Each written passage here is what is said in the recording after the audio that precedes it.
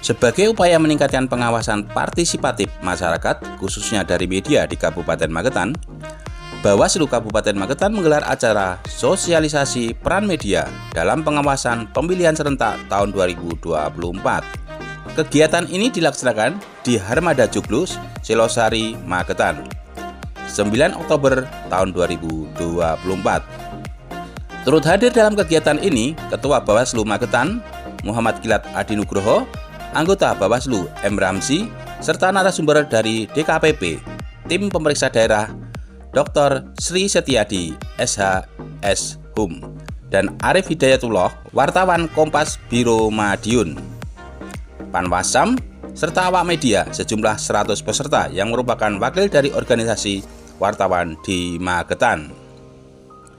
Berikut ini kegiatan lengkapnya. Jangan lupa yang belum subscribe. Beni Setiawan melaporkan untuk Lentera Indonesia News.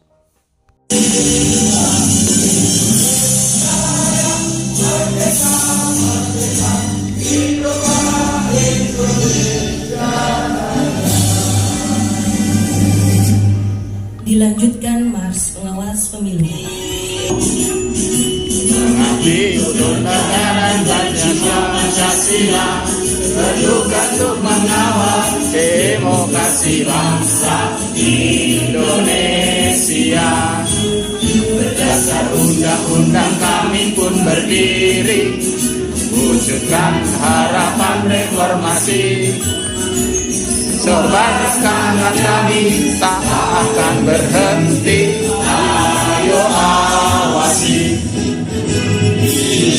Kami berintegritas tinggi, menjaga ability di seluruh negeri. Bersama rakyat, awasi pemilu, demokrasi maju.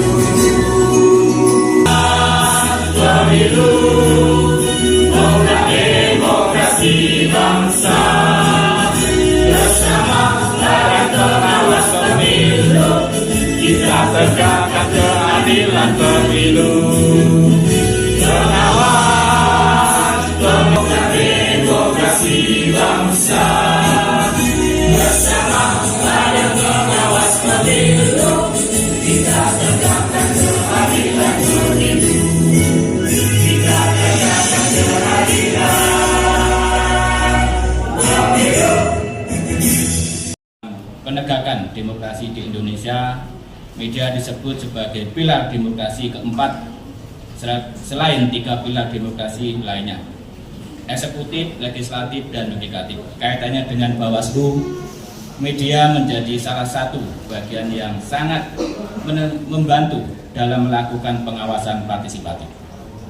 Berangkat dari hal tersebut di atas, Bawaslu Kabupaten Magetan menyelenggarakan kegiatan sosialisasi peran media dalam pengawasan pada pemilihan serentak tahun 2024. Dasar hukum, surat pengesahan daftar isian pelaksanaan anggaran SPDIPA Badan Pengawas Pemilihan Umum Provinsi Jawa Timur tahun anggaran 2024. Kegiatan membangun sinergisitas dengan insan pers sekaligus meningkatkan pengawasan partisipatif aktif serta penyamaan pemahaman tentang regulasi-regulasi pengawasan di setiap tahapan pemilihan serentak tahun 2024 di Kabupaten Magetan. Pelaksanaan kegiatan insan pers se-Kabupaten Magetan yang mana ternaung dalam organisasi serta teman-teman Ketua Panwascam se-Kabupaten Magetan. Nah, di sini mengapa ada sosialisasi ini? Artinya apa? Dibutuhkan peran serta antara pengawas atau penyelenggara pemilu dengan teman-teman insan pers, di mana kolaborasi itu akan menghasilkan, menurut saya, pengawasan yang semakin berkualitas. Mengingat insan pers atau media massa itu juga menjadi salah satu tonggak penting terwujudnya informasi yang baik. Serta di sini saya mengajak kawan-kawan semua dalam momentum pesta demokrasi ini, mari sikapi segala dinamika dengan bijak, cerdas, dan semangat persatuan. Saya yakin di sini semua tidak semuanya sama, cuman jangan jadikan itu sebuah perbedaan. Tapi jadikan itu sebuah persatuan. Momentum pesta demokrasi ini bisa kita jadikan untuk mengaktualisasikan nilai-nilai Pancasila, yang mana salah satu perwujudannya mewujudkan pemilu yang adil, jujur, dan damai. Tentunya dengan peran kita masing-masing. Saya berharap teman-teman media turut berperan dalam pengawasan partisipatif ini. Saya yakin jenengan semua mampu dalam hal ini memberi informasi yang menyejukkan serta mengantarkan jejak-jejak digital juga yang positif seperti itu. Dimana menurut kami Bawaslu, pengawasan tidak bisa dilakukan sendiri oleh jajaran penyelenggara, tapi harus terselenggara dalam jalinan kolaborasi antara insan pers dan seluruh masyarakat serta penyelenggara. Kemudian untuk teman-teman pengawas atau di Panwascam, saya berharap paham betul di mana pentingnya sinergitas dengan seluruh lapisan masyarakat serta teman-teman media. Jadi jangan berpikir selalu apatis lah. Teman-teman media di sini juga mitra kita. Tanpa teman-teman media kita juga tidak bisa memberikan informasi atau sosialisasi kepada masyarakat. Jadi manfaatkan momen ini teman-teman semua, baik teman-teman Panwascam, teman-teman media, mari kita wujudkan sinergi kolaborasi yang baik. Mungkin itu dari saya berharap nanti teman-teman semua mengikuti sampai akhir, karena di sini kita juga mendatangkan narasumber langsung dari Dewan Kehormatan Penyelenggara Pemilu serta dari unsur media juga. Jadi mari, mungkin yang selama ini menjadi pertanyaan teman-teman semua apa, nanti kita bisa sharing lah, kita tuangkan bersama demi terwujudnya pemilihan serentak yang damai, jujur, dan adil, dan kondusif. Mungkin itu dari saya acara ini dengan mengucap Bismillahirrahmanirrahim. Sosialisasi peran media dalam pengawasan pada pemilihan serentak tahun 2024 saya nyatakan dibuka dan dilanjutkan. Wassalamualaikum warahmatullahi wabarakatuh. Sekali lagi, burung pipit, burung dara. Cakep. Jauh terbang ke angkasa. Cakep. Peran media sangat berjasa agar pilkada tidak ada huru hara. Saya dengan pamit undur diri. Selamat pagi dan wallahu muwaffiq ila aqwamit thoriq. Wassalamualaikum warahmatullahi wabarakatuh. Waalaikumsalam warahmatullahi wabarakatuh. Ada seorang peneliti, nanti bisa dilihat di jurnal, ya, seorang warga negara ini, ya, yang sekarang bermukim di Inggris, bahkan Kanada, melakukan sebuah penelitian di negara-negara Asia Barat, Asia Timur, Asia Tenggara. Dia fokus pemilu di negara Asia, khususnya di Asia Tenggara. Nah, menurut penelitiannya, ada sebuah negara yang melakukan 600 sekian burung mari-mari. Itu. Ya. Saya yakin di Magetan urutan keempat masyarakat. Amin. Amin. Justru itu media yang harus dilalui dalam pendekatan dalam rangka peningkatan partisipasi. Yumbo tanya sendiri, apakah adakah interrelasi, interkorelasi dan interkoneksi serta ada intervensi? Ya tanya sendiri. Yang kedua, pemerintahan yang berdiri berjalan berdasarkan konstitusi. Masih ganti penyelenggara pemilu tahapan pasti akan menjadi gimana komitmen, gimana konsisten terhadap itu. Yang ketiga, peserta pemilu yang kredibel, berkualitas dan berkualitas dan berkapasitas. Ini contohnya begini, ini di beberapa daerah kalau di TA itu jadi karena saya kurang kita sampaikan kepada publik seluas-luasnya melalui perusahaan media tempat kita bekerja. Ada sisi positif dan sisi negatif yang juga kita sampaikan seluas-luasnya. Sampai gambarnya Gus Ramzi yang konon dikroping oleh salah satu pasangan calon juga kita sampaikan kepada publik seluas-luasnya.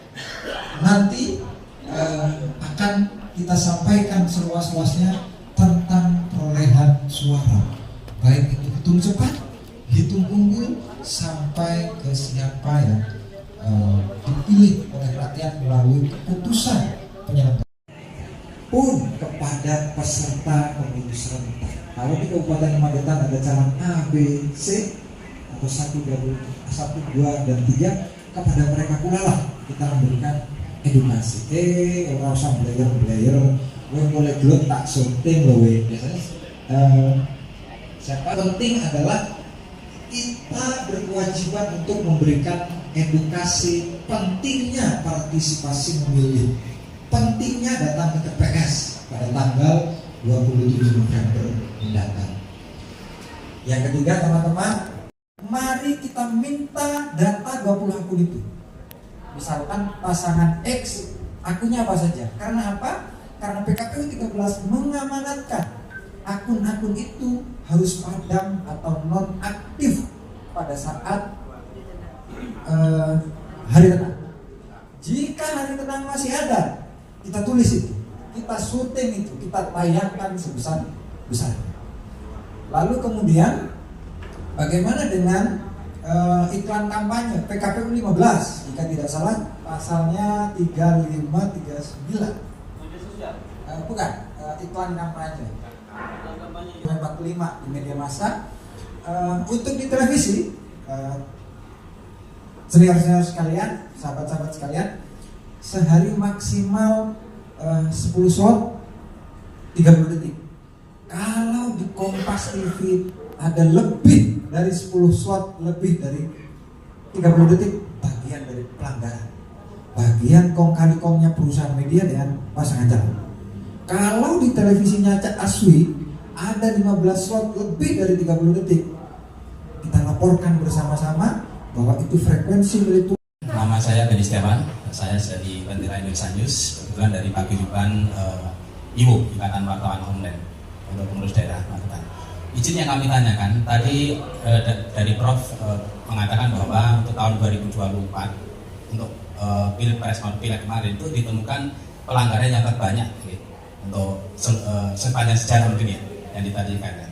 Mungkin ada semacam, dan menurut hemat kami itu tidak serta-merta merupakan hasil dari suatu kejadian atau proses.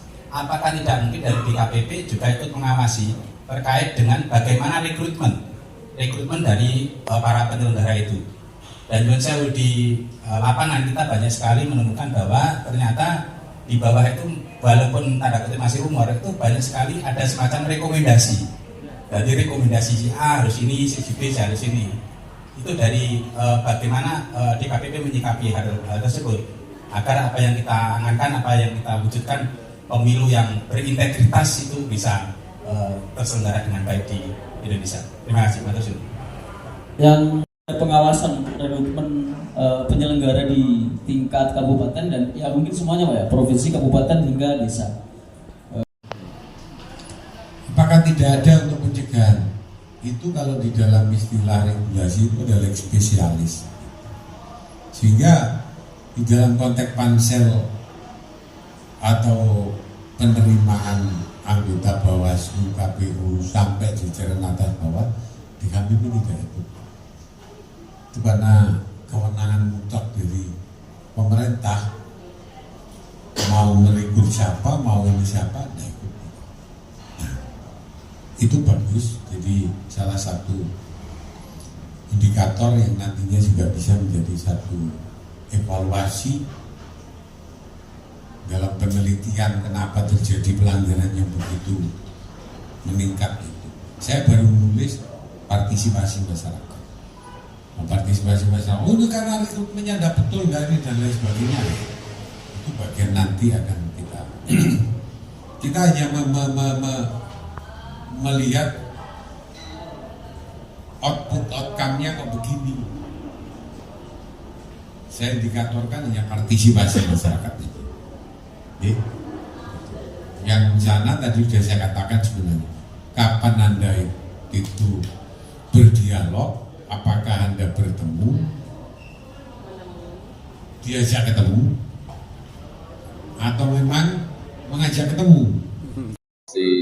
Pada pagi ini sebagai langkah kita dari Bawaslu untuk meningkatkan sinergitas dengan teman-teman media, di mana harapan kami bisa mewujudkan pengawasan partisipatif, karena partisipatif menurut kami itu dibutuhkan peran dari seluruh masyarakat termasuk teman-teman media juga.